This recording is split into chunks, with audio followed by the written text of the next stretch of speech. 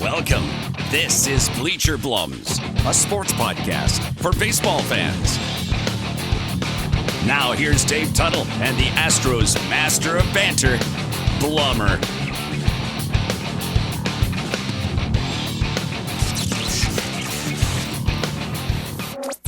To the cloud. Here we go. Game on. We need the kid from Sandlot. Play ball! Because the bleachers are open and the Blums are in the bleachers again. As you see, if you're watching on the Social Nostra network, my boy David Tuttle is on the other side, out there on the left coast. I, Jeff Blum, former major leaguer and current Astros broadcaster, right down here in Houston. And my God, it's warming up.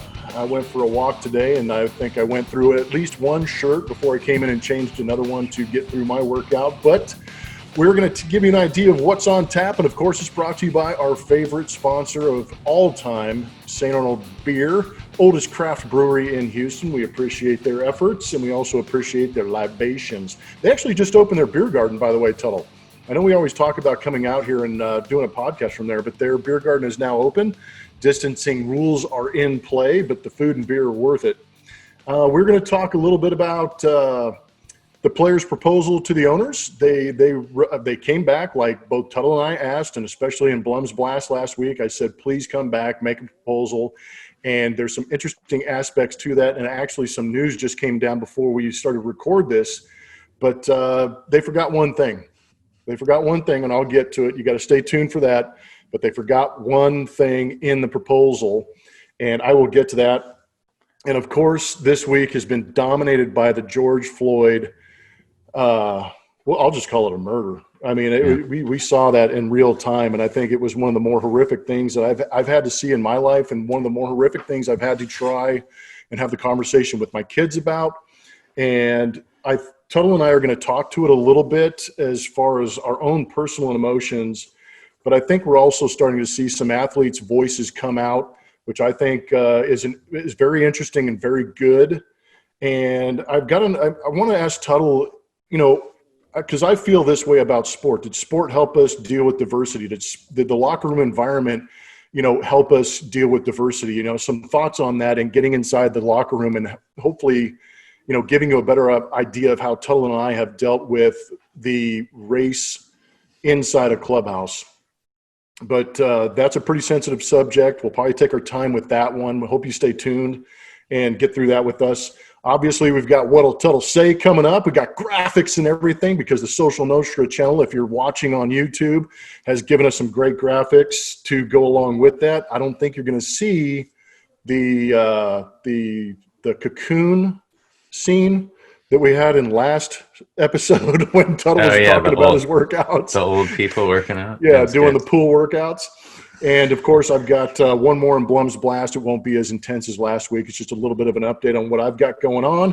And, of course, we keep pumping our podcast. If you're listening, we greatly appreciate you because our fan base is pretty strong. We've created a great foundation. But please continue to subscribe, rate, review, pass it on to your friends and family. Have them listen in because we're enjoying this. And it's been going extremely well during this COVID crisis that we are still going through. And you can go to the YouTube channel, Social Nostra, if you want to get a hold of us. And, of course, you can go to bleacherblums.com. But my boy Tuttle has been chomping at the bit. How you doing, Tuttle? Yeah, that's a long introduction. I forget with the podcast. Like if you meet somebody at a party, hopefully you don't have to wait that long, or when you're introduced to no. I think you're the host of our podcast. I think it's warranted. I'm saying the podcast format is a little bit unique in that, like, even if you're giving a speech somewhere, it's like, now stepping to the dais. It's like brought to you by St. Arnold. Like, here we go. Like, and you're behind the curtain waiting to come out. So you're pump it up. I'm the fluffer. You definitely nailed it. Yeah, because if you're a fluffer in my house, that takes on a different meaning. Especially for my daughters. But we can discuss that sometime off air. Yeah, I'm doing well. I have this weird feeling. Oh, by the way, What'll Tuttle Say? We'll touch on the locker room that you already mentioned. So that's good. I didn't tee that up for you, but you just kind of teed it up for me, which is great. But I'm having this weird kind of feeling about normalcy. I mean, it's in California, even you guys came out a little bit earlier than we did, but my wife and I went out to dinner last week with some friends. The tables were like every other table, but I don't know if I'm throwing caution to the wind or I just don't have the same fears, but it's almost like, screw it, been through a lot. This is a rough year, Yeah. Do you get to the point where you're just like, psh, what worse could happen? But I feel like every time we say that, something else happens. But have you gotten to the point in the COVID issue where you're kind of like, yeah? Definitely. That's what I'm getting at. Like, I don't know if I'm being too cavalier or too loose with it, but our kids are playing with the neighbor kids now in the cul-de-sac, and that never really stopped completely. But now it just seems to be like, all right, everybody's back out there doing what they're doing. Their school ends tomorrow officially. I know your girls got out of school last week, but I mean, the free time, I just jumping around subjects, what you just said about explaining the Floyd situation to your daughters is interesting because they're older than my kids are. And so my son may be aware of it a little bit, but he's not really on social media. And then my daughter's, not even on phones yet. So it's actually lessened the load for this week and some of the serious issues that are going on. Now, that doesn't mean we don't discuss subjects like that in the house, but it's certainly not necessary to take a 10-year-olds and say, all right, no, this is how society works. And this is the injustices, or these are the injustices that are going on. So I guess I escaped that. But as far as COVID and everything, I kind of feel like, at least personally, and it's weird when you have the same responsibilities as I do, responsible for this brood of people. It's kind of like, forget it. Let's go out and have a beer. Let's go golfing. I don't know. It just seems like, there's some push from my inner self to just get out there and live life. So. Yeah, it is definitely interesting. And you know what, you bring up a good point about the social media, because I think that plays a big part in what's going on that we're seeing across the country is that social media push. And I mean, there's so many different voices out there and so many different outlets. And that's where I don't really step in with the girls and say, this is, you're not reading the right stuff. Or, I open the opportunity for them to see every angle and hear every voice. And some of it is very disturbing. I try and avoid, you try and do as much as you can as a parent to not let them see the horrors of this world. But right now you're seeing a lot of violence and a lot of hate, and that's tough to avoid. But my goal, I think, is every night, or if I have an opportunity to get to them one-on-one, I just try, hey, how you doing? What are you thinking? What are you seeing? Tell me about what you're thinking. What do you see? And they've actually been really good about opening up and explaining it. And I'm not sure if I've done a good job or if my wife's done a better job, which is probably more of the case.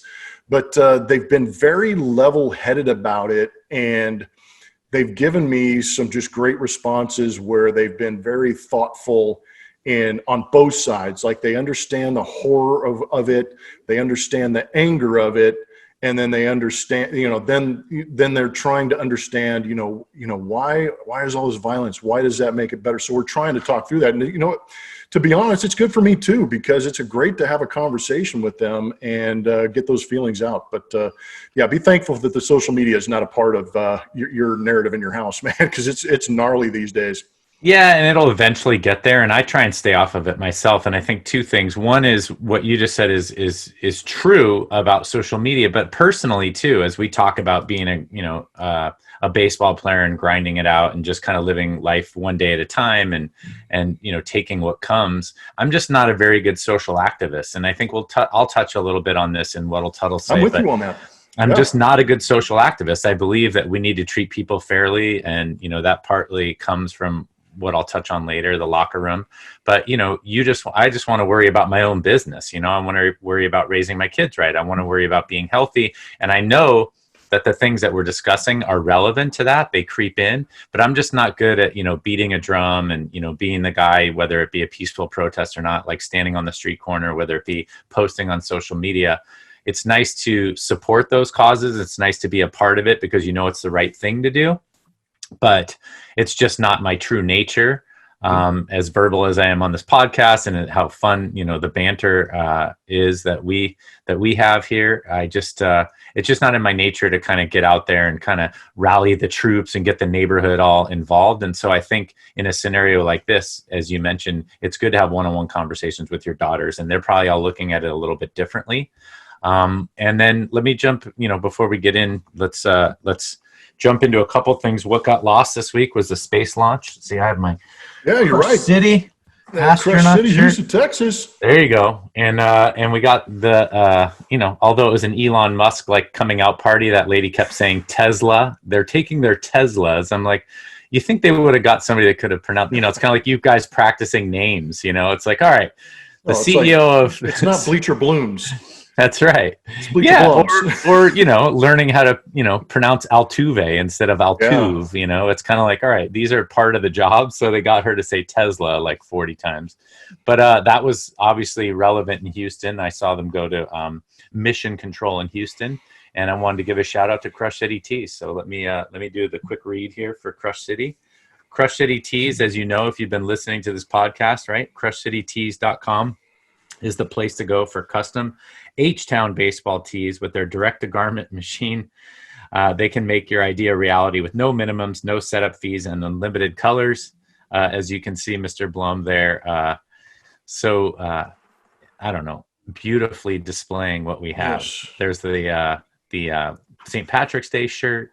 Yeah, I'm going for the luck, man. We need things to turn around here, dude. Yeah, and so as I read this voiceover, I realize not everybody's looking at this on video, but Jeff is so adequately and expertly displaying the wares that Crush City Tees has created for our specific podcast. They also do embroidery, screen printing, design and printed in Houston. That's Crush City Tees, TEES.com. So we can get cranking on that. And I don't know if we're going to talk about the space launch, since we talked about George Floyd and we talked about the MLB proposal, but that is something that happened this last week. And I will say, having watched a couple space shuttle launches in my time, one that didn't go so well when I was young.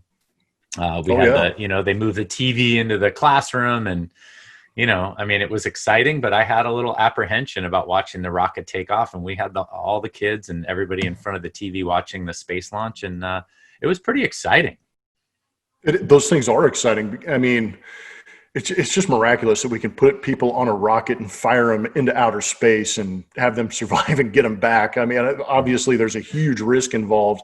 You're talking about the Challenger space shuttle. There's a patch on that jersey I have behind me that we wore in 2002 or 2003 for a shuttle launch that didn't go extremely well. But there's always risk. But man, it's almost, you're seeing every sci-fi book or every fantasy that you've had about space come to life, and I think that's part of the fascination of it. And it's an incredible joy, and I appreciate you bringing that up, because everything that I had written down for this podcast is labor negotiations. Are they going to play? Are they not? Money, sports, COVID. The George Floyd situation. So I appreciate you bringing a brief glimpse of a ray of light into this 2020 year that has just been an absolute atrocity for 6 months now. Yeah, leave it to me. We talked about it before. I keep denying that. You were the shining light. Yeah, I will. Leave it to me, because I'm the denier, the truth denier about this being the worst year on record. And I wrote down something like, it's time to cry uncle. I'm going to tap. I'm tap. You got me pinned. This is the worst year that we've experienced as a global society in a long time, if not ever. And so, yeah, we tap out, and let's move on to the next thing and the next year.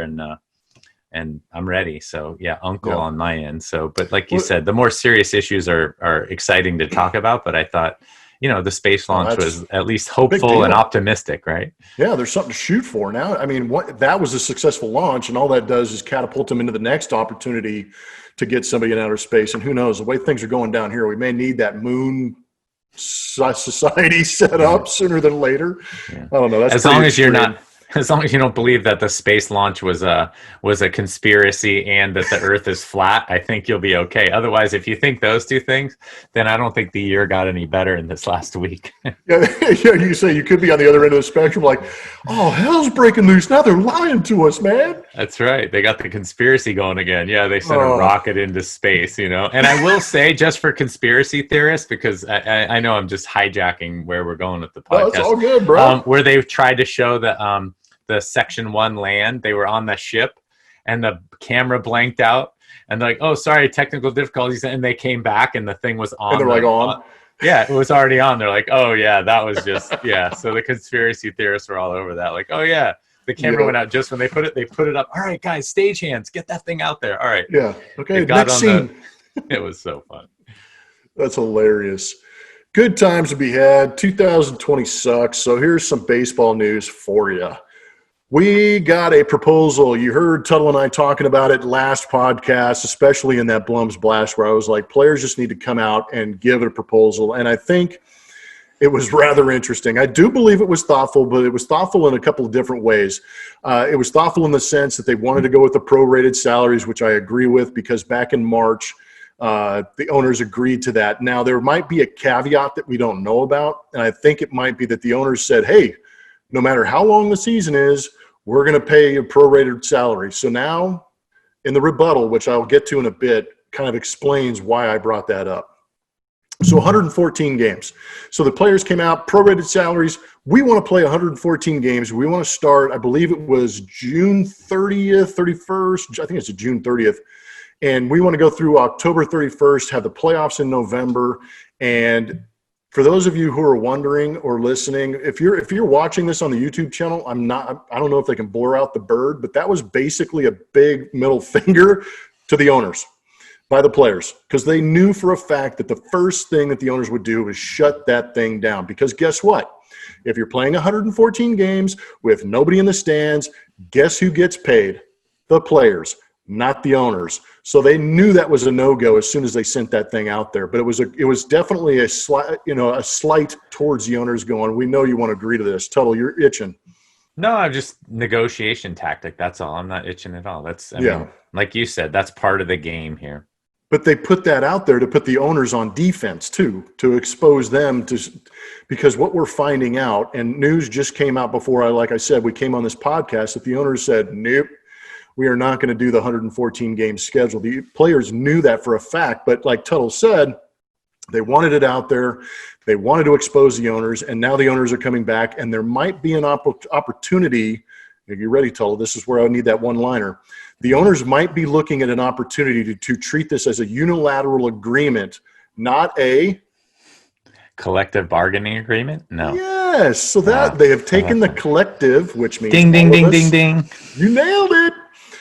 Where they take everybody as a collective unit and we negotiate a contract. So now it looks like this is becoming a non-CBA event where the owners are going to say, we'll prorate your salary for 50 games, and then we will move into a playoff situation. That's where we're at, and I think that's what's going to happen. So if you have hope for a baseball season, I would go ahead and get mentally prepared for a 50-game season that the owners are going to dictate the rules on. That would leave the opportunity for the players to negotiate the safety and health issues moving forward, because that will be the paramount issue once this thing gets set and they say they're going to play. Because I think the reason this came out today so soon, and I'm not sure if you saw this earlier this morning, the NBA jumped out in front and said, we're going to play finish off 8 games in the regular season. And for those of you wondering why it's 8 games, they have to qualify for their national TV money. And I think the extent was maybe 7 games that they needed to get. So they're going to get their national TV money. There's going to be 22 teams in Orlando. They're going to play 8 games and just play their playoffs. But I think that had a lot to do with what the owners are thinking right now, because one thing that we haven't seen with Major League Baseball that we've seen with the NBA, the NFL, NHL, is it's all been behind closed doors. And this is that one thing I was talking about that everybody is screwed up in baseball. Shut up, get behind the door, go talk, figure it out. Quit doing this thing on a public stage. It's the only one we have seen on the public stage. And I don't understand why this has to happen. And now I feel like the owners are going, okay, door's locked. We're going to dictate. You guys can either show up or not. And I think that's where we might be headed. But the players are down for the. Go ahead. No, I'm just going to say, I mean, I know we're in COVID and COVID-19 and coronavirus has come up on the last 10 podcasts because we've been in quarantine. I feel like we've been recycling this as well. And you were on the forefront with some of the solutions. We've talked about how hockey and baseball are kind of bringing up the rear in terms of major sports. And they're all trying to get ahead of like what the best way to do this is. You're not going to get any more viewership or any more butts in the seats or any more kind support if you don't, like you said, get on the field and join the program. And back to the NBA, I mentioned this maybe 3 or 4 podcasts ago. I'm really impressed you did your research, but basically they ended the season where teams had anywhere from like 62, 63, or 64 games. So as you said, there's like 5, 6, or 7 range, to get to that 70 games. It's like 70 or 71 they have to play to qualify for the, as you already pointed out, the national TV money. I don't know if baseball has any of those same parameters in place, but these are things that we've been talking about for a while because of the dollars and cents. But we knew the NBA would have to play a couple of those games so that the playoffs would be valuable. It's almost like an elevator clause, or like an escalator. So as long as you get to 70 games, now you qualify for that money and then we'll run the playoffs. But I want to go back to our original point, which is, this isn't a collective bargaining agreement. It shouldn't be a collective bargaining agreement. And we're in a crisis situation that we've never been in before. Let's have some fun with it and let's capitalize on the energy and the dollars we have. We mentioned last podcast, I think we're, like I said, recycling is the Bundesliga, the German soccer league, let you purchase a big head or a fat head. Yeah, get creative. And then you can put yourself behind the goal. Yeah. You just pay $500 to have your fat head figure right there behind the goal. Like, there's got to be some other ways to do it. The home run derby, we're just going to recycle these same topics. There's got to be a way to do it to make the fans interactive with it and also to make it fun. Let's not turn this into a collective bargaining agreement where they're threatening a walkout or a strike or, a situation where we're just going to have they're always going to be at odds for how we split up the pie. That is, that's ingrained in the system. And everybody will hopefully come to the table, make the right decision. But let's get baseball on the field. Let's do it. I mean, I said before, an 82-game season, a 50-game season. Boy, now again, 50-game season with playoffs. You can let a lot more teams in the playoffs, but now you're really narrowing the field. Now I'll take the Dodgers, the Red Sox, the Yankees, and the Astros. Like, those are my, those are your teams. It's crazy. I mean, you talk about a sprint. It's going to be interesting to see. You might actually see different, managers and front offices work their rosters differently, work their season a little bit differently. Do you go to a 4-man rotation to make sure that you get your best guys out there as often as possible? It's going to be really interesting how that works out. And you bring up the playoff picture moving from 10 to 14, which it looks like the players have actually embraced because they want to do it this year. They want to do it in 2021. And I think it's actually, to your point about being creative, and you drop the fun word out there, which I absolutely love, because that's I think that's our goal, you and I, is to make people understand that baseball is fun. And you got to bring the personality and the fun back in the game. And if you turn it into a sprint, we're just going to get to the finish line.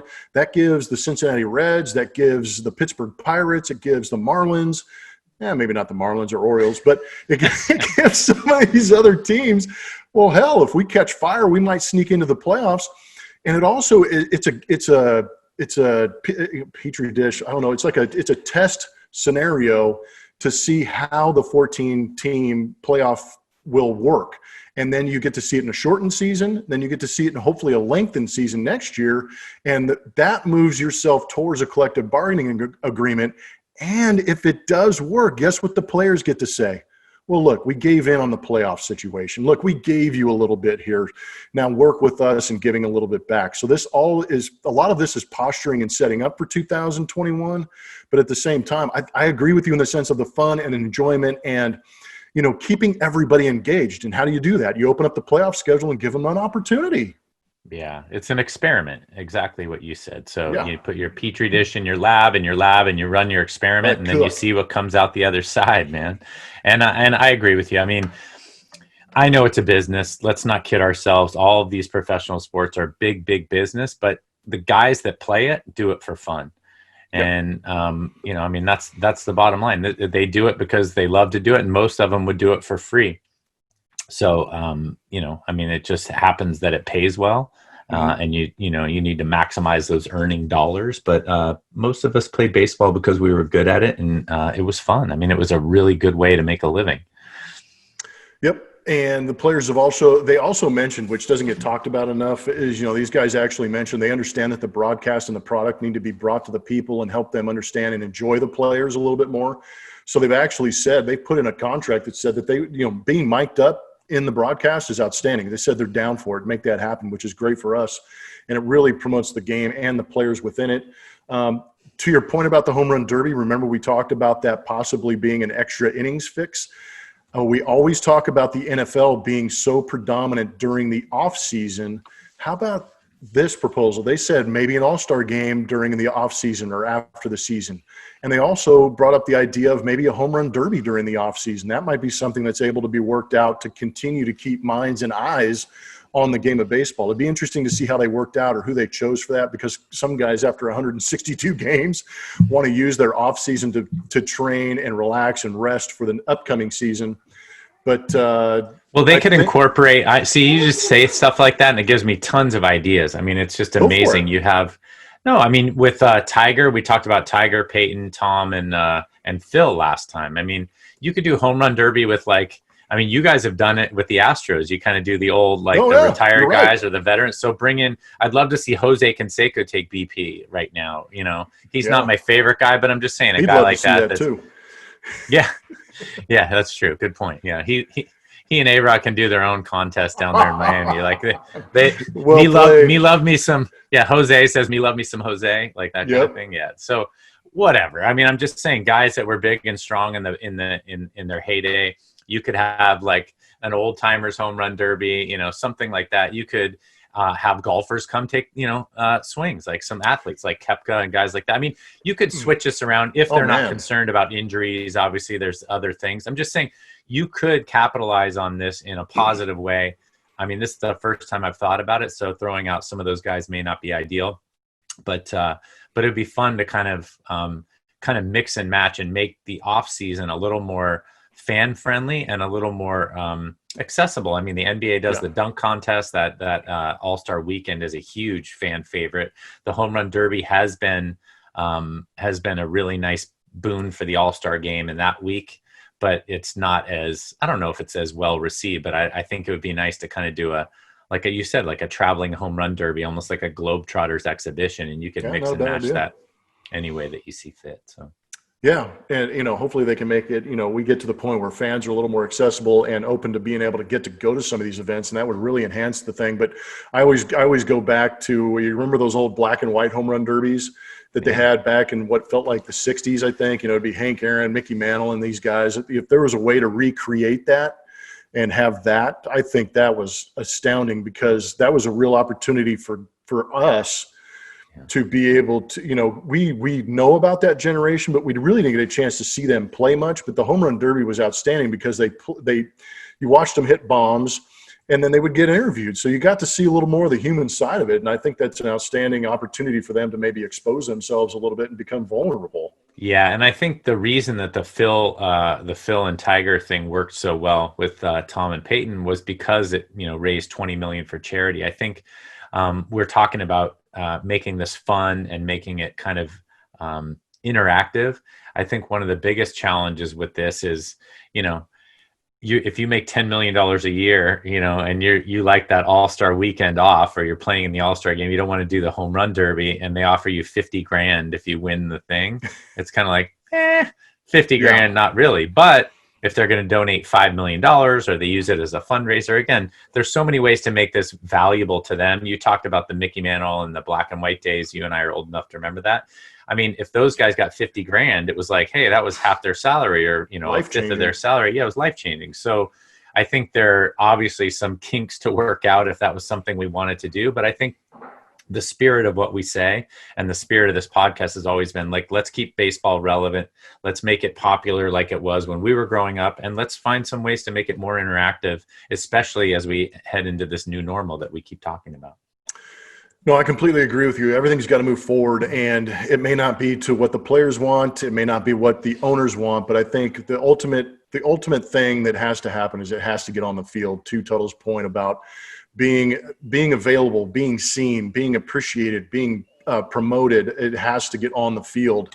And with that being said, we're going to go into a little bit heavier topic, especially this at this given moment in society. And Tuttle and I were very lucky, and this is a sports podcast by a couple of guys that played, competitive baseball from our youth into professional levels. So we have a great deal of experience inside clubhouses, inside the team dynamic. And I believe, and I don't know if this is, a popular idea or not, but I feel like, those clubhouses are little miniature societies within themselves. And, players are starting to speak out mostly in the NBA because there is a much higher, a much more popular, much higher number of African Americans playing, basketball and football. There are a few in baseball, but that number seems to be dropping a little bit. And there's societal issues with that. There's so many things involved with that. I would love to have that conversation with somebody, in the future on why, African American numbers are dwindling in baseball, because it's not for lack of talent. But one of the things is, in our little society, we find a way to function. And there's a great article in The Athletic with Doug Glanville moderating it, and was basically just question and answer with several retired African-American ball players, mostly my contemporaries, LaTroy Hawkins, Jimmy Rollins, Dontrell Willis, and Torrey Hunter. There were a couple others involved in there. But when I wrote down in my notes, what is it inside that clubhouse that really defines a society and how we work with each other? Because I'm going to let Tuttle talk about this a little bit too in his experience. But when I'm in the clubhouse, I never saw a guy for, his color. I mean, there's Latin guys, there's Asian Americans, there's, and then the African Americans and us. And when we got in the clubhouse, man, and this is from youth too, and I greatly appreciate my parents putting me in sports as a child. It taught me responsibility, it taught me accountability, it taught me passion, it taught me work ethic, but it also taught me how to deal with other people. And I use that term broadly because it didn't matter to me who was on my team, what color they were. For God's sakes, I wanted to go out there. And this is where I think that commonality and that common understanding is what really got everybody past what color was on your skin, is that we wanted to win. Every guy that went out there, we were going out there to try and win a ball game. We were going to try and go out there and dominate and embarrass and abuse and beat up on the other team. And I use those in competitive sports terms. And it didn't matter to me who was standing next to me. The fact that mattered, he was standing next to me, and that's all that mattered to me. So hopefully we can return the favor to them in these tough times. But that was the common understanding. And through reading the article, I think it was Torrey Hunter. God help me if I'm wrong, but I read it, and there was a specific line where he said, when we were in the clubhouse, we all had a common theme. We all wanted to win a World Series championship. He goes, it's when I got outside the bubble of the clubhouse or the team or the stadium is when I got back into the United States of America, where there was not a common goal. And that really hit me. And I think it makes a lot of sense with a lot of the stuff we're seeing now, both politically, societally, is that the system is not out there to achieve one goal for the greater good of all. And I'm just going to kind of let that hang there for a little bit and let Tuttle jump in about his experience in the clubhouse. But I thought that was a very profound statement, and I couldn't agree with it more.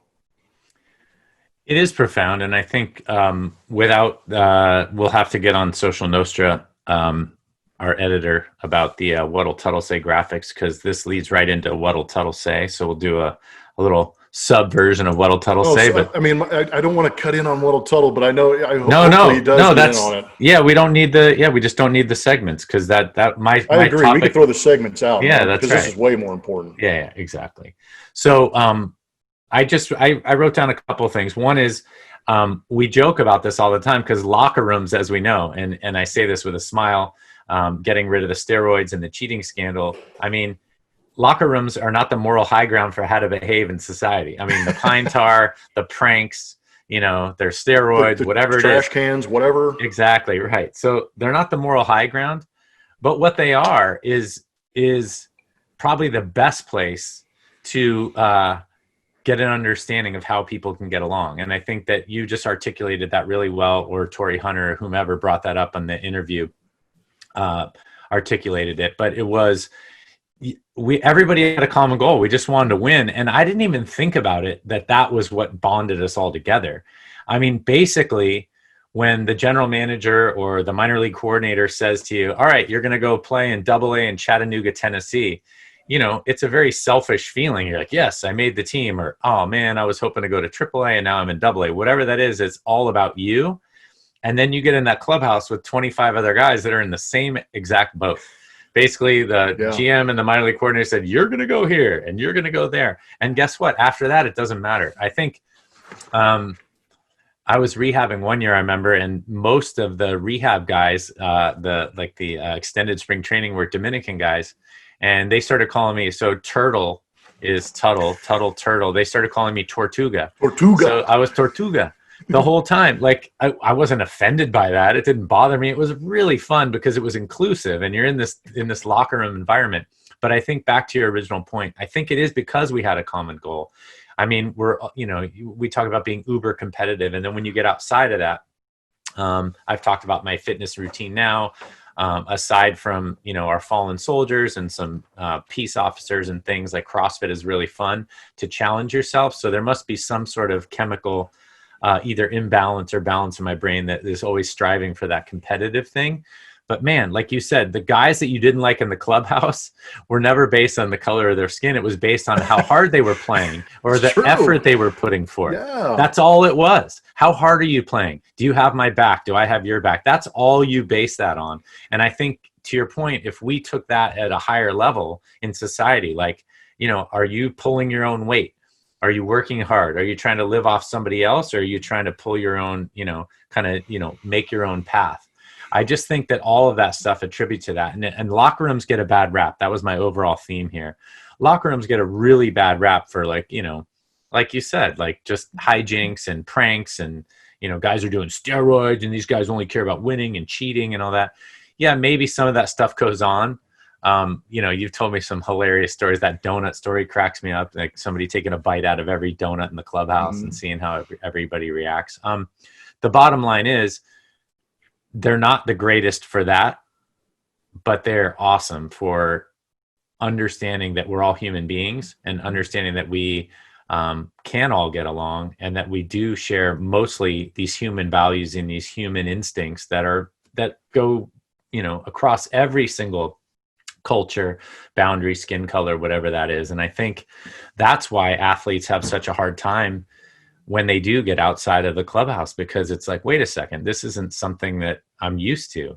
And I touched on this at the outset, as well as, these athletes are good athletes, but we don't necessarily have the voice or want to be social justice folks or social activists. We should, treat people the way we want to be treated. We should, love our brothers. We should know that we're all human. We should know that we're all in this together. And that's a good kind of compass, a moral compass to live by. But I guess the overarching point is locker rooms are not the greatest judge of everything in society, but they certainly are outstanding for something like this. And I think we could all learn a lot by getting into an NBA locker room or getting into a football locker room or a baseball clubhouse. I think many friendships, many bonds, many foundations for how you move forward in life have been built in there. And I think it's something that people could look to understand a little deeper.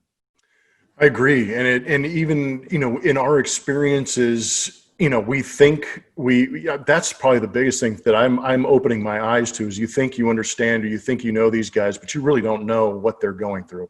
There's no way for us to understand what their ancestry's gone through, or what their parents have gone through, or even what those guys are going through, because they handle it so good. And there's even conversations in that article where they said, you know what, sometimes it just felt like the locker room wasn't a place to bring it up. And I feel terrible about that. And I hope that, that changes a little bit, because now I'm more, you talked about activism earlier, and I think that's where we need to kind of, trigger things a little bit. And in activism for me doesn't necessarily mean getting on social media and tweeting things out or making speeches or things like that. I think activism for me right now, the way I think about it and what I've been, seeing from, other African-American athletes that I know that I follow on Twitter and social media is listen, just listen and, try to understand, learn.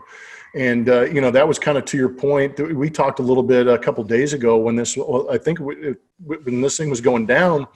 And, I think it's a teaching, it's a learning, it's the ability to listen, but it's also training. I mean, I think this whole, the police system needs to be retrained to deal with some of these situations, because it's been absolutely moronic, the things that they've been able to get away with. And this is speaking from a guy who, who's very closely, works very closely related to somebody who's in the law enforcement business, who was absolutely appalled at what happened out there in Minnesota. So, and he even said to the point, we need to retrain these things. We need to be trained to handle these situations.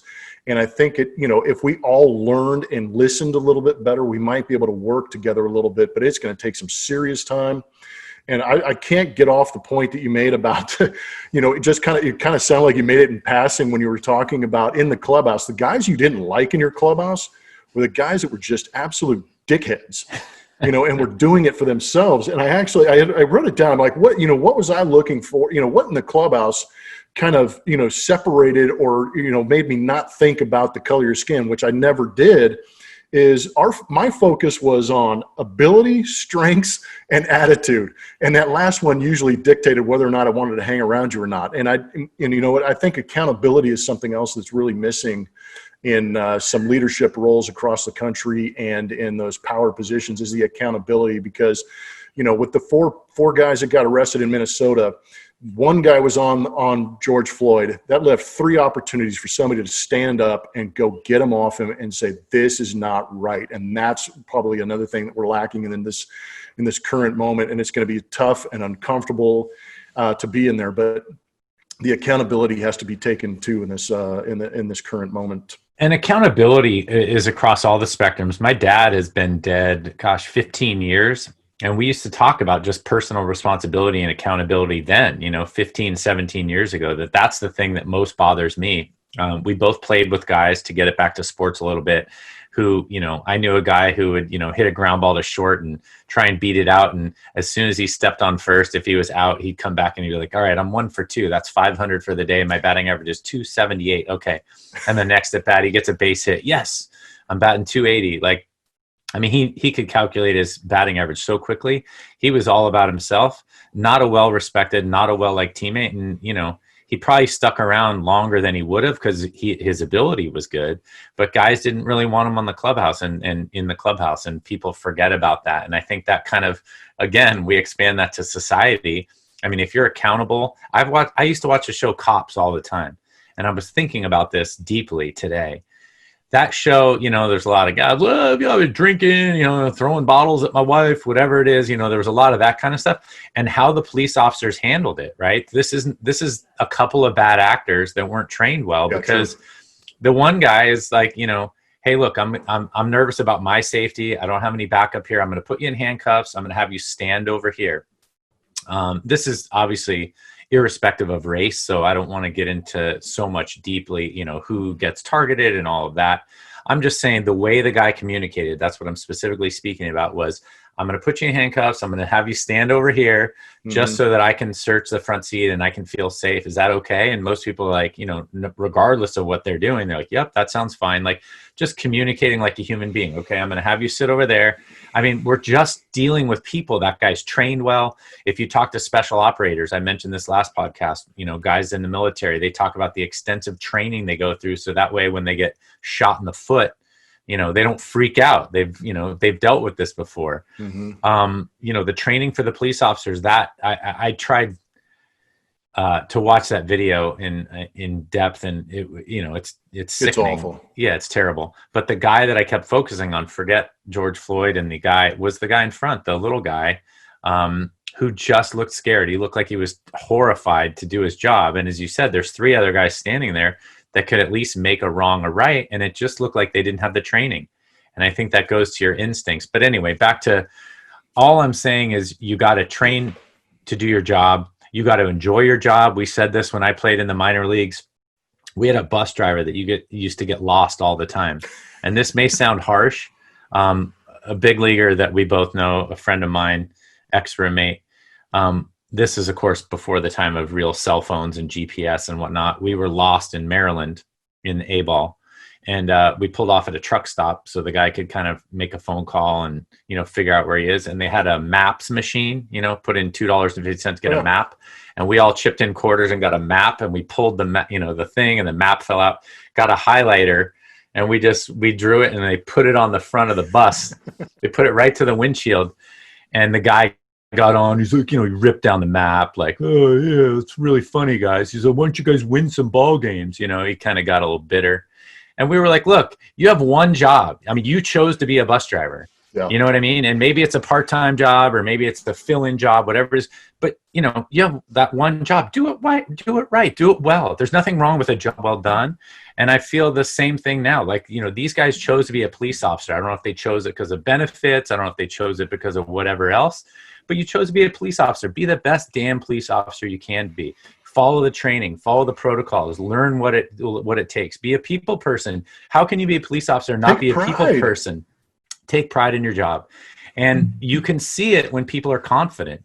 That guy, I mean, we know what right and wrong is. That's a good point. If he had just stepped up and said, look, I know what right and wrong is. My training may not have covered it, but let's regroup. So again, this is not to get on bus drivers, not to get on people that do their job well, but whatever it is you choose to do for that day, maybe it's not your permanent job, your full-time job, do it well. I try and teach that to my kids. I'm sure you do as well. Like, if you're going to put your name on it, then you got to do it well and do it right. And that may come down to training. That may come down to, how you were raised. That may come down to whatever else, but let's have some personal accountability and let's be confident and comfortable in what we choose to do. And I think, again, a lot of that stuff will go away. I know that's a little surface in terms of the racial issues and what, as we said, we're not able to put ourselves in their shoes and understand historically how they're feeling, how they've been treated, all of that. But I mean, we got to start somewhere. And as you said, maybe we should, shut up and listen a little bit. But man, from our standpoint, let's do a better job of being accountable and doing things the right way. Yeah, I think it's okay to listen. And I think it's pride, it's respect in who you are and how you treat other people. It's pride in what you're doing, to Tuttle's point of doing it well. Man, yeah, just listen and be there. And you know what else is another thing that I think that, in this day and age, I mean, it seems like things are so cut and dry. You know what? It's okay to be wrong too. You can be wrong. And you can learn. The other person can have a valid point. I think it's okay to admit that we have been wrong in how we've been handling this situation for a very long time. And it's unfortunate that this man's death became a flashpoint and exposed it. And hopefully things do turn around and things do change for the better for all of us, because it will get better.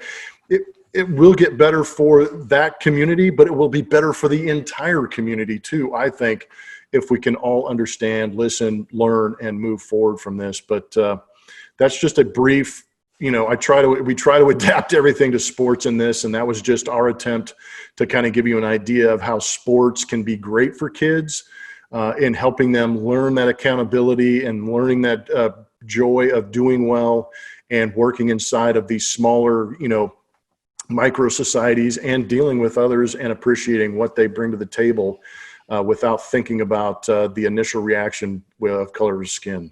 Yeah, I appreciate you bringing it back to the central point, right? We're not here necessarily to speak about, racial relations or, how that. Yeah, I just don't know enough about it, man. Exactly. How that could have been better. But if we bring it back to the sports and youth sports, man, all we cared about was winning baseball games, regardless of whether that was little league or, moving on up the ranks, football, anything like that. And you cared if your teammates were accountable and good teammates, if they worked their butt off. So those qualities would go well in society. But I appreciate you bringing it back to the center point, which is like, that's what we're here to talk about, is like, get your kids involved in sports, let them see all sides up and down, and, expose them to a greater general population of people, and you will have a better understanding of how the world works, which is really what's important. Yeah. Do you have a BLUMS blast here? Are we going to go into BLUMS blast? Or did you touch on it? I kind of do a little bit. It's more of an announcement, but just one point on one last point that and I know we have a lot of listeners in Houston, but I am grateful to be in this city for a lot of reasons, but I am most grateful because it's been documented that this is one of the most diverse communities in all of America.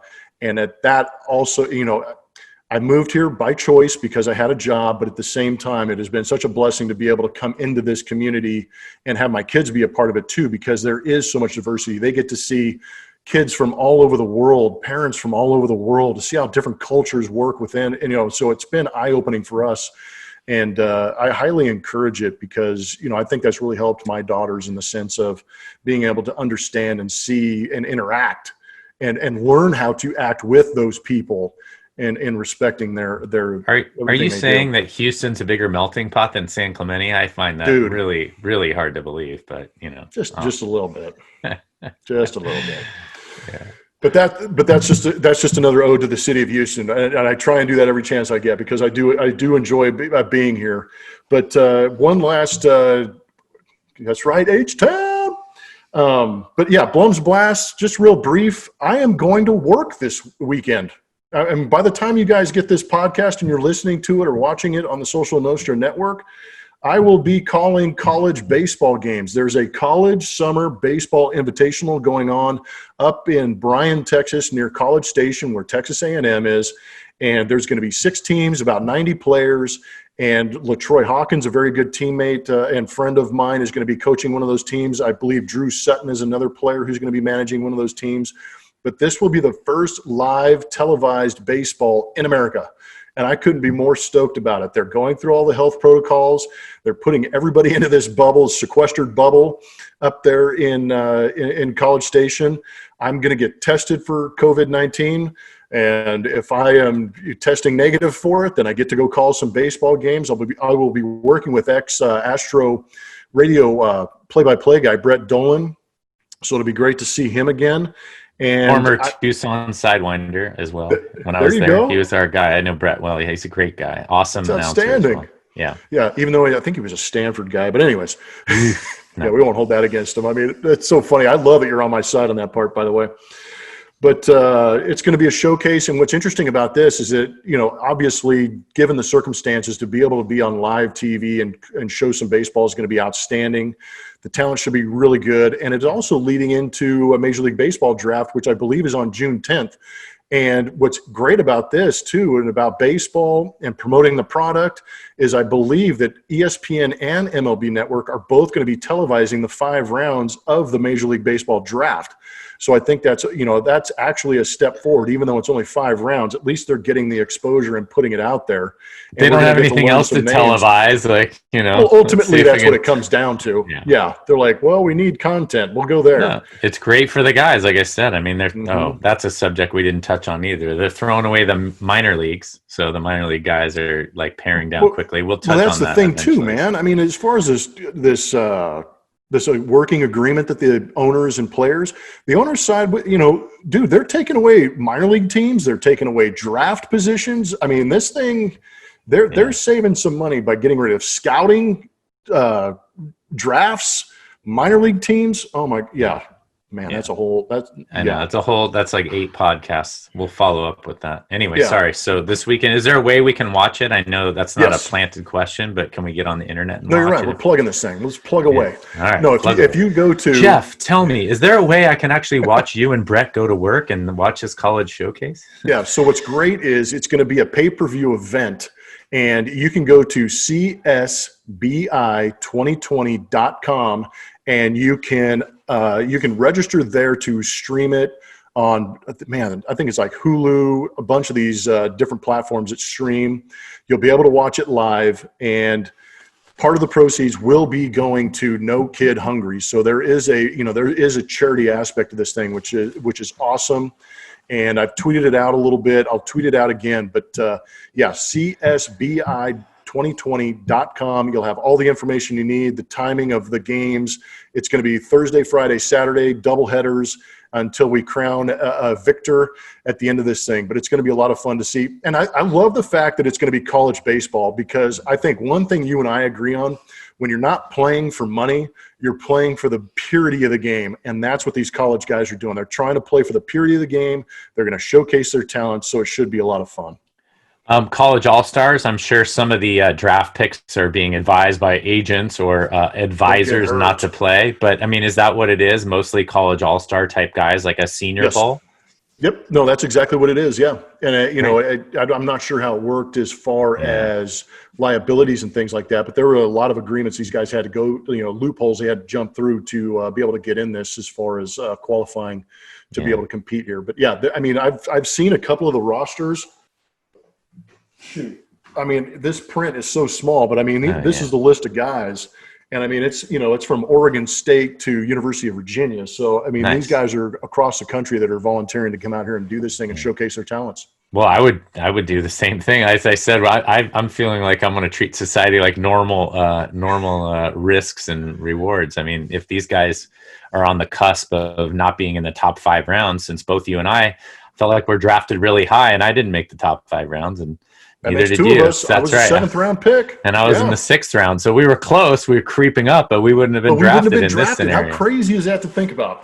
I know. I read an article just off the subject about Heath Bell today. He was a 69th round pick, so it's a former teammate of yours. So he's special. Yeah, well, he's special in many ways. That I read that article is on The Athletic. Maybe you read that. That was funny. But I got to live it. Yeah. Okay. Yeah. 69th round though. So talk about. But that's the thing, though, is I really feel, Tyler White was another guy here in Houston that we talked about and who actually contributed quite a bit. He was a 33rd round pick. Dallas Keuchel, I want to say he was late, 20s or 30s. Mm-hmm. He won a Cy Young. And that's where are you going to be able to see those guys again? Oh, man. Yeah, whole nother podcast. Tangents, so sorry. But so you're on on streaming services this weekend, and you get to work, which is nice. So you can still support the podcast with your dollars here, our expensive microphones and setup. Anyway. Yeah, the little fuzzy microphone. Yeah, this is my microphone. This isn't my Chia Pet or something. Well, it's nice to have a laugh on here. We know there's a lot of things going on in society that are making these days and months kind of stretch out longer and longer and longer as cabin fever grows. We have much to be thankful for, as I pointed out in What'll Tuttle Say last podcast. Amen. Let's pull ourselves up by the bootstraps. Let's look ourselves in the mirror, give ourselves the old Spice face slap. And let's be good people, man. Let's get out there and make ourselves better. And I think that's ultimately what this starts with, because we talked about activism. If we look in the mirror, this is so funny, like, the journey of 1,000 steps starts with the beginning, starts with step 1.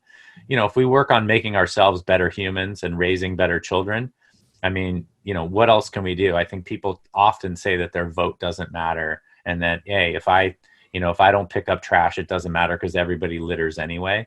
That's starting the spiral down the drain. If we all try and be better people and raise better kids and kind of look in the mirror and, treat ourselves the way we would want to be treated, I think, man, that would be a hell of a start. And I know we don't have a global following. Well, we might have a global following, but it's a small amount of folks. If we all can kind of heed those words and be better people, then the world tomorrow will be a better place than it is today. Absolutely. I have nothing else to say that other than thank you to all first responders, military, frontliners out there still fighting this coronavirus, and to all the essential workers out there and everybody getting back to work. We pray for your safety and well-being, but man, Tuttle, you crushed it, dude. I'm going to let you run this thing out. You know what to say. Everybody, podcaster listeners, vodcast listeners, we encourage you at the Bleacher Blums podcast to get after it and believe it.